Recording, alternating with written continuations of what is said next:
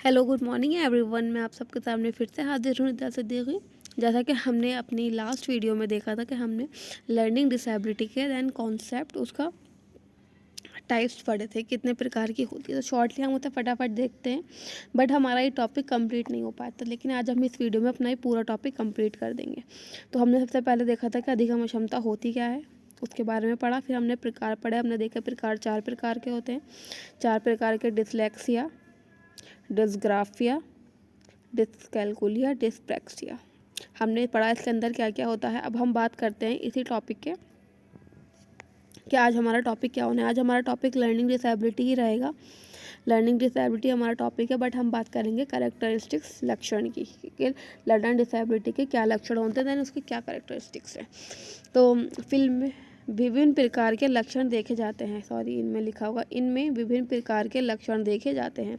तो हम बात करें फर्स्ट लक्षण क्या है, संचार विकृति। इस प्रकार का दोष बच्चों की भाषा में निम्न वक्त रूप में पाया जाता है। संचार संबंधी क्या, इसे जो लक्षण होते हैं बच्चे की भाषा, जो बच्चे की भाषा होती है उसमें देखने को मिलते हैं, बच्चे की भाषा में देखने को, ठीक है। जब बच्चे की भाषा में हम इस निम्न प्रकार के लक्षण देखते हैं तो कौन कौन से लक्षण हैं, उनमें को हम कैटेगराइज करते हैं।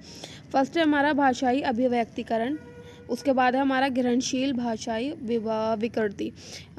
एक एक करके हम इन दोनों को डिफाइन करते हैं कि किसमें क्या चीज़ आती है। हाँ, तो इसमें क्या होता है, जिसमें देरी दिखने के साथ ही सुनी हुई भाषा को बोलने में समस्या होती है। एग्जाम्पल, कोई मुझसे किसी प्रकार की, किसी ने मुझसे बात करी कि भाई ये क्या होता है, कैसे होता है ना, तो मैं जो उसकी बात को मैं रिपीट करने में क्या है, ऐसे बच्चों को समस्या होती है, जो भाषाई अभिव्यक्तिकरण विकृति होती है। इन बच्चों को दूसरों से सुनी हुई शब्दों को बोलने में और उसको सीखने में समस्या होती है। इन्हें नए शब्द सीखने में भी समस्या होती है तथा वाक्य को छोटा या आधा करके प्रयोग करते हैं। कोई एक लंबा वाक्य, कोई सेंटेंस है तो क्या है, उसे पूरी तरीके से नहीं बोल पाते, उसे आधा बोलेंगे या फिर हम उसे रुक रुक के बोलेंगे। इसके बाद हम देखें नीचे ग्रहणशील भाषा विकृति के अंदर क्या कौन कौन से लक्षण बच्चे के अंदर देखने को मिल जाते हैं। तो इसमें क्या हो, इन्हें भाषा को समझने में गंभीर समस्या होती है। वहाँ पे क्या था, पहले जब हम बात को सामने वाला व्यक्ति हमसे कह रहा था तो उसे बोलने में समस्या थी। अब यहाँ पे हमसे कोई इंसान कुछ कह रहा है तो हमें क्या है, हमें समझने में भी समस्या है। ये विशेष तरह के शब्दों व कथनों को समझने में कठिनाई महसूस करते हैं। इन्हें मौखिक सूचना को समझने एवं याद रखने में समस्या रहती है। अगर इन्हें कोई प्रकार से मतलब कोई वर्बल इंस्ट्रक्शन देते हैं तो क्या है ना, वर्बल इंस्ट्रक्शन को अपने याद रखने में क्या होती है, समस्या होती है। आगे देखें, आगे क्या चीज़ है। आगे हम बात करें पठन भाषाई कौशल में कमी। पठन भाषाई कौशल में कमी क्या है, देखें, अधिगम अक्षम बच्चे अपनी उम्र के अन्य बच्चों की अपेक्षा पढ़ते समय अक्षर या संकेतों को बहुत जल्दी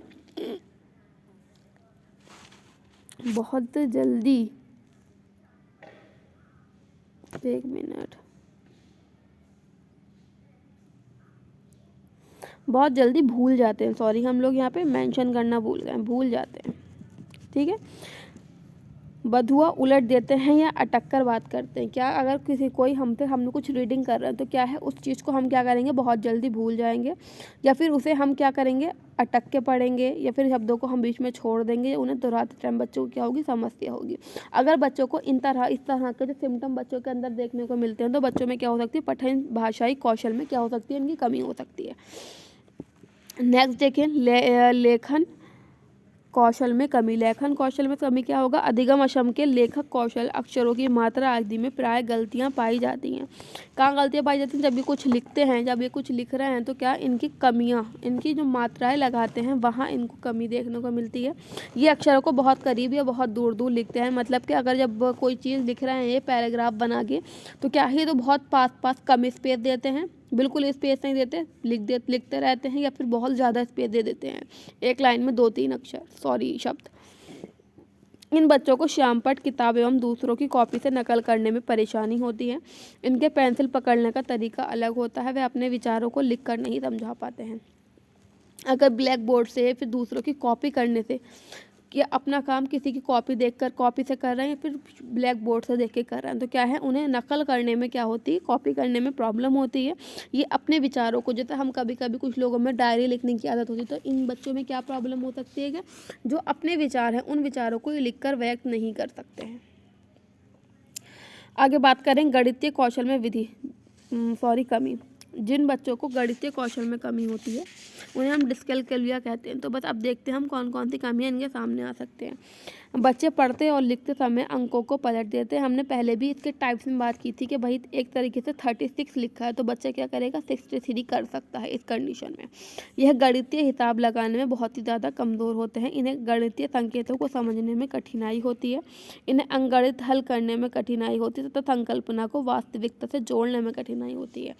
क्या जब हम लोग मैथ के कोई सम्स करते हैं तो उसमें क्या है हमें संकल्पना करनी होती है, वास्तविकता से उसे जोड़ना पड़ता है। पहले हम इमेजिन करते हैं चीज़ों को, खुद हिसाब लगाते हैं, बट इन बच्चों को क्या है इमेजिन करने में क्या है समस्या होती है, इसलिए इनका जो गणित का कौशल होता है वो कमज़ोर होता है। आगे बात करें तार्किक क्षमता में कमी। इन्हें विचारों के समावेशन करने एवं संगठित करने में कठिनाई होती है। इन्हें स्वयं कल्पना की कमी होती है। बालक को जो पढ़ाया जाता है उसका महत्व समझते हुए प्रतीत होता है, परंतु बाद में वह अक्षम हो जाते हैं। एक एग्जाम्पल के साथ बात करूं कि जो अपने विचार हैं क्या है, विचारों को क्या है समावेशन नहीं कर पाते, अपने विचारों का क्या है दूसरों के सामने अपने विचारों को ये प्रदर्शित नहीं कर पाते, इनमें उसमें कठिनाई होती है। जो कल्पना होती है, हमने बात करी कि जो हम मैथ के सवाल करते थे, हम जो तार्किक करते हैं क्या है कल्पना के साथ शुरू करते हैं इमेजिनेशन के थ्रू, बट इन बच्चों में इमेजिनेशन की जो शक्ति होती है, क्षमता होती है, वो नहीं होती है। ये कोई भी हम इन्हें टॉपिक पढ़ा रहे हैं तुरंत समझ जाएंगे, बट बाद में क्या है बाद में इनके माइंड से चीज़ निकल जाता है, वो ये भूल जाते हैं। आगे बात करें, हमने अभी तक कैरेक्टरिस्टिक्स देखे कौन कौन से कैरेक्टरिस्टिक्स है। अब हम बात करते हैं अधिगम अक्षमता का प्रबंध। यदि अधिगम अक्षमता का प्रबंध शीघ्र नहीं हो पाता है तो समस्या जटिल हो जाती है।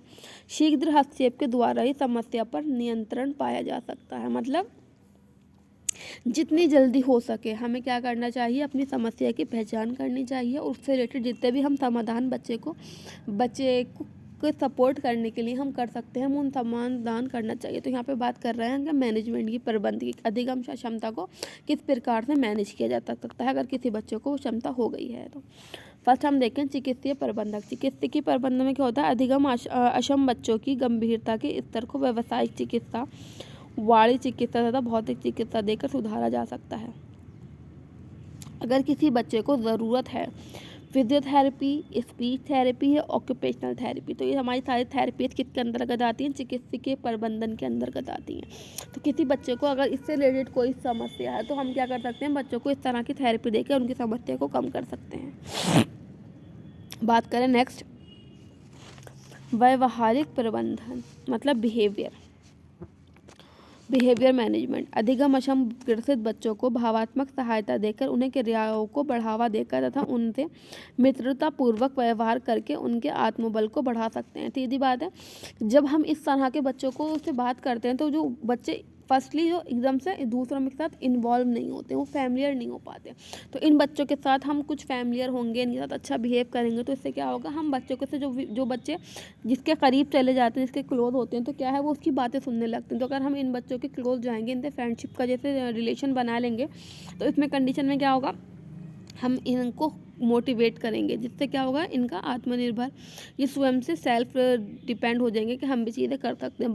अदरवाइज ये बच्चे क्या रहते हैं, डिमोटिवेट रहते हैं। इस प्रकार से उन्हें सामाजिक संबंधों को समझने की योग्यता को बढ़ाते हैं तथा कार्य न कर पाने के कारण उन्हें पर्याप्त झुंझलाहट को भी दूर कर सकते हैं। जैसे इन बच्चों को भी पता है कि हम जैसे स्कूल में जाते हैं, इनके लिखने में, मैथ में, पढ़ने में इस तरह की गलती देखने को मिलती है। जब टीचर इस चीज़ को नहीं समझ पाता, लोग अवेयर नहीं होते डिसेबिलिटी से, तो डेली बच्चे पे डांट पड़ती, फिर क्या होता है बच्चा भी झुंझला जाता है कि क्या पता नहीं मुझ में क्या प्रॉब्लम है, क्यों मेरे साथ ऐसा हो रहा है। तो अगर इन बच्चों के साथ हम क्लोज जाके इनके फ्रेंडशिप का रिलेशन बना दें, कोई अन्य क्लोज रिलेशन बना दें, तो इसमें क्या कर सकते हैं, हम बच्चों को मोटिवेट कर सकते हैं ताकि वो डिमोटिवेट ना हो और ज़्यादा गुस्सा ना करें और समाज से दूर ना जाएं। आगे बात करें हम अपने की शैक्षणिक प्रबंधन, मतलब एजुकेशनल मैनेजमेंट। अधिगम अक्षम बच्चों की हर जगह आश्रम लिखा है बट ये है अक्षम। अधिगम अक्षम बच्चों की सबसे ज़्यादा समस्या शिक्षा के क्षेत्र में होती है। जो बच्चे लर्निंग डिसेबिलिटी से ग्रसित होते हैं उन्हें सबसे ज़्यादा समस्या कहाँ देखने को मिलती है, शिक्षा के क्षेत्र में, जिस कारण बच्चे बहुत ही सावधानीपूर्वक इस क्षेत्र में प्रबंधन करना पड़ता है। इनका प्रबंधन जो है बहुत ज़्यादा सावधानीपूर्वक करना पड़ता है, क्योंकि सबसे ज़्यादा बच्चों को कठिनाई शिक्षा के क्षेत्र में ही होती है। बालक की क्षमता को बढ़ाने एवं संगठित शैक्षणिक कार्यक्रम का ढांचा प्रदान करने, कक्षा में पिछड़े बालकों की लेखन क्षमता को बढ़ाने एवं टेप रिकॉर्डर का प्रयोग तथा स्वयं सुधारात्मकता को बढ़ाते हुए कंप्यूटर के प्रयोग को बढ़ावा दिया जाता है। क्या है, अगर इन बच्चों को हम देखते हैं कि आजकल बहुत तरह के कीपैड आ गए हैं, कुछ ऑटो करेक्ट हो जाते हैं, हम लोग सिर्फ एक चीज़ लिखें तो पूरा करेक्ट होकर लिखा जाता है। तो इन बच्चों के नहीं किस तरह का कि इस तरह का इन बच्चों के नहीं कंप्यूटर शिक्षा का हमें बढ़ावा दिया ताकि बच्चे क्या कर सकें। या कहीं इन्हें पेंसिल लिखने में प्रॉब्लम है या फिर कुछ चीज़ों को भूल जाते हैं, तो क्या है उसमें ऑटो करेक्ट का ऑप्शन होता है कंप्यूटर कीबोर्ड में, तो बच्चा थोड़ा बहुत लिखता है तो उसमें खुद ब खुद करेक्ट होकर आ जाता है। इससे बच्चे को क्या होता है, इससे बच्चे का मोटिवेट होता है कि अब मैं भी कुछ लाइफ में कर सकता हूँ, जो इसकी कमियाँ थी उस कमियों को भूल कर। आगे देखिए, शैक्षणिक प्रबंधन मुख्य 3 क्षेत्रों में किया जाता है। हमने बात करी कि शैक्षणिक प्रबंधन की बात कर रहे थे, तो कितने प्रकार से दिया जाता है। शैक्षणिक प्रबंधन हमारे 3 प्रकार से दिया जा सकता है, पढ़ने में, लिखने में और गणित में। हमने 3 तरीके से ही पढ़ा था कि 3 बच्चे को पढ़ने लिखने संबंधी समस्या होती है उसे डिसलेक्सिया बोलते हैं, जिसे लिखने संबंधी समस्या होती है उसे डिस्ग्राफिया बोलते हैं, जिससे गणित संबंधी समस्या होती है उसे डिस्कैलकुलिया बोलते हैं, सॉरी। ठीक है, तो हमने सबको देखा था कि इन क्षेत्रों में हम बच्चों के लिए क्या कर सकते हैं, हमें इस चीज़ का मैनेजमेंट करना पड़ता है, क्योंकि इन बच्चों को क्या सबसे ज़्यादा समस्या इन्हीं 3 चीज़ों में होती है। हाँ, आगे देखें क्या बात कर रखे, अधिगम अक्षमता के मुख्य कारण। तो हमने बात करी कि अभी तक हमने मैनेजमेंट की बात की थी, अब हम बात कर रहे हैं कारण की। तो अधिगम अक्षमता के हमने हर डिसेबिलिटी के पढ़े कि कुछ स्पेसिफिक कारण होते हैं के 2 कारण से होती है। एक हमारा आनुवंशिक होता है, एक हमारा वातावरणीय होता है। आनुवंशिक हमारी पीढ़ियों से प्राप्त होता है हमें, कि हमारे दादा परदादा को वो समझते थे, वो समझते हमें कि हमारी आने वाली पीढ़ी में आ रही। जो चीज़ हमें हमारी पीढ़ियों से प्राप्त हो रही है वो हमारा आनुवंशिकता होता है। वातावरण जो हमारा इन्वायरमेंट हमें इफेक्ट करता है। ठीक है, देखते हैं क्या क्या बात करना है इसमें। अधिगम अक्षमता मुख्य दो रूपों से, 2 कारणों से होती है। आनुवंशिक कारण, इस संबंध में कुछ ऐसे अध्ययन हुए हैं जिसके आधार पर कहा जाता है कि अधिगम अक्षमता का कारण आनुवंशिकता है। कुछ इस प्रकार के क्या हुए हैं, शोध हुए हैं या फिर अध्ययन हुए हैं जिसके कारण माना गया है कि अधिगम अक्षमता उन्हीं लोगों को होती है जिनके आनुवंशिकता में ये समस्या पाई जाती है, दिव्यांगता पाई जाती है, जो इनकी पुरानी पीढ़ियों में इस तरह की डिसेबिलिटी किसी न किसी को थी, जो आज चल के हमें ट्रांसफ़र हो गई है हमारी नई पीढ़ी को या हमारी पीढ़ी को। आगे देखते हैं क्या लिखा। हमने बात करी सेकंड के वातावरणीय में क्या होता है, जब बाहरी वातावरण गर्भवती महिला या गर्भस्थ शिशु को प्रभावित करता है तो जिसके कारण बच्चा विकलांगता से ग्रसित होता है। इसी कारण से वातावरण भी अधिगम अक्षमता का कारण हो सकता है। हम लोग पर बात की आनुवंशिकता की, यहाँ बात कर रहे हैं हम वातावरण की, कि अगर किसी प्रकार से आनुवंशिकता कारण नहीं है दिव्यांगता होने का तो उसका कारण क्या हो सकता है, वातावरण हो सकता है। वातावरण किस किस रूप में हमें प्रभावित करता है, गर्भवती महिला को, देन उसके गर्भस्थ शिशु को प्रभावित करता है। जिस प्रकार से प्रभावित करता है वो चीज़ हम एक बार एक डिटेल में देख लेते हैं।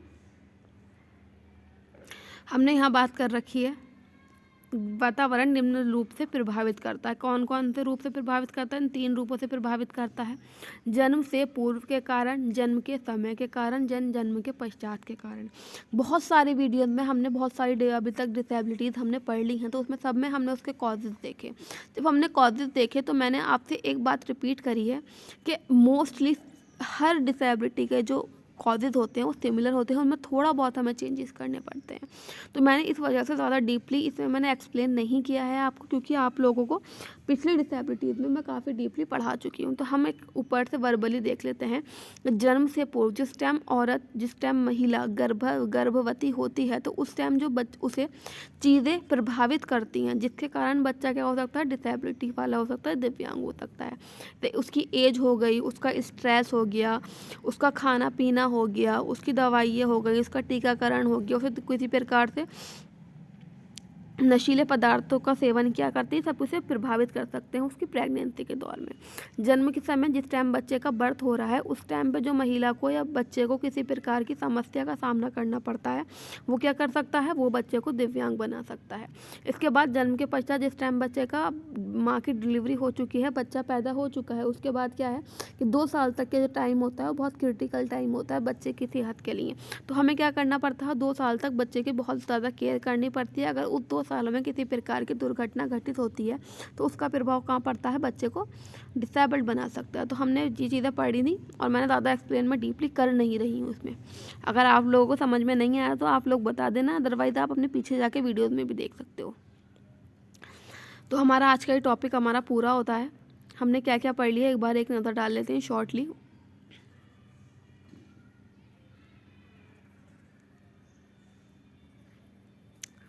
हमने पहले पढ़ा अधिगम अक्षमता क्या होता है, उसके बाद हमने इसके प्रकार पढ़ लिए। प्रकार में हमने देखा 4 तरह के मोस्टली प्रकार होते हैं, डिसलेक्सिया, डिसग्राफिया, डिसकैलकुलिया, डिसप्रैक्सिया। उसके बाद हमने इसके पढ़े लक्षण भी हमने कई तरह के पढ़ लिए सबको। उसके बाद हमने इसका मैनेजमेंट पढ़ा।